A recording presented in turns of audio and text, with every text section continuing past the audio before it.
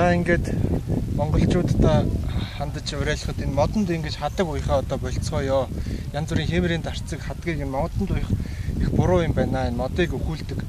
Тэгээ мод маань энэ агаарыг цэвэрлшүүдэг хамгийн чухал зүйл. Манай Улаанбаатар хотын агаар ямар их бохирдож байгаа вэ? Тэгэхээр энэс хойш ингэ модонд хадаг самбаа уяхаа болцгоё. Ялангуяа лам нартай уриалж хэлэхэд битгий ард түмэнд янз бүрийн хадаг самбаа энэ модонд уйлах тийм үйл хийж өгөөч гэж одоо гоох байна.